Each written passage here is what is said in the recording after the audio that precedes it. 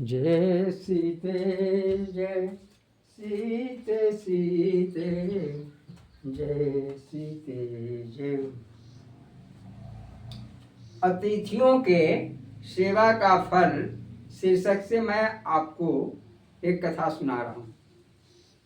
अतिथि सेवा हम लोगों के धार्मिक दैनिक कर्तव्यों में मुख्य है। इसकी महिमा सभी स्मृतियों तथा पुराणों में गाई गई है। एक समय था कि हमारे भारत में किसी भी बटोही को भोजन तथा विश्राम की अपनी यात्रा में चिंता नहीं रहती थी। भोजन के समय सभी सदगृहस्थ चाहते थे कि कोई अतिथि भोजन कर ले तो उनका भोजन बनाना सफल हो। जीव मात्र में हमारे आराध्य देव विराज रहे हैं। यह भावना मात्र नहीं है अपितु ध्रुव सत्य है। निष्काम भक्ति की यह एक ऊंच अर्चना पद्धति है कि प्रभु की पूजा एक ऐसे व्यक्ति में की जाए जिससे हम न तो परिचित हैं और न जिससे हमारा कोई संबंध है। केवल ईश्वरीय भगवान से ही सेवा की जाए। हमारे प्रभु तो भाव के भूखे हैं। जिस भाव से कोई उनकी आराधना करता है उसी के अनुसार उनको फल मिलता है। यह घटना कई दशक पुरानी है पर है सत्य। परम पूज्य स्वामी अभयानंद जी आत्मदर्शी कैलाशवासी ने बताई थी। हाथरस के समीप मैंडू नामक एक छोटा सा स्थान है।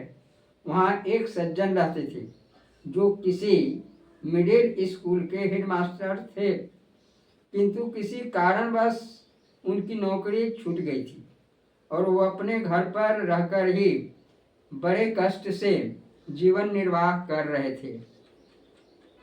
बहुत समय से वो नौकरी के लिए प्रयत्न कर रहे थे किंतु दुर्भाग्यवश उनको सफलता नहीं मिलती थी, इसलिए वे निराश तथा दुखी थे।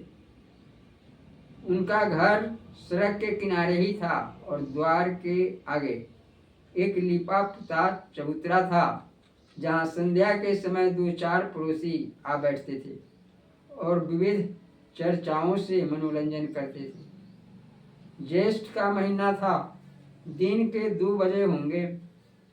चिलचिलाती धूप और भार सी गर्म लू से शरीर जला जाता था। हेडमास्टर साहब और उनकी धर्म पत्नी सभी खिड़की दरवाजे बंद किए आराम कर रहे थे।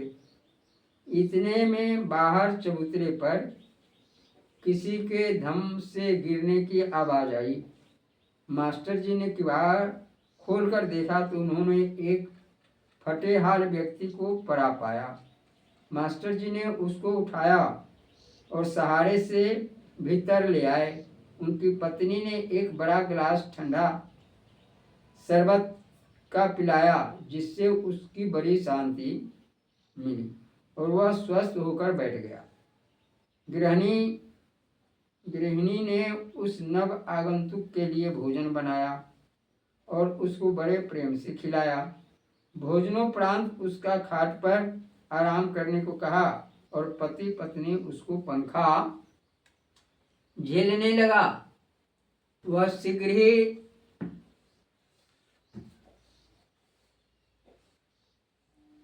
निद्रा देवी के वशीभूत हो गया।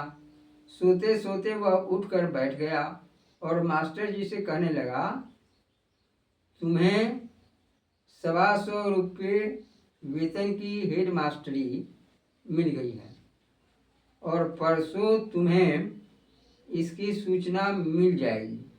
इतना कहकर वह फिर सो गया। जागने पर उससे जब मास्टर जी ने पूछा तो उसने कहा कि मुझे इस बात का किंचित भी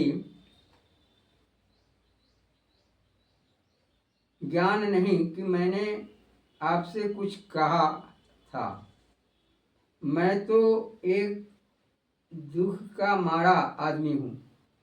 मैंने 3 दिनों से अपने पुत्र की मृत्यु के कारण कुछ भी खाया पिया नहीं था और भीषण गर्मी के कारण आपके द्वार पर बेहोश हो गया था। अतिथि तो शाम होने पर चला गया, किंतु मास्टर जी को 125 रुपये महीने की नौकरी लग जाने की सूचना नियत समय पर मिल गई। श्री स्वामी जी कहा करते थे कि यह भगवान का आवेशावतार था जो उस आदमी के मुख से बोला था और मास्टर जी के लिए था यह अतिथि सेवा का फल। निरंजन दास जी। जय श्री सीते। यह प्रसंग आपको अच्छा लगे तो कृपया इसे बार बार देखने का प्रयास, सुनने का प्रयास करेंगे।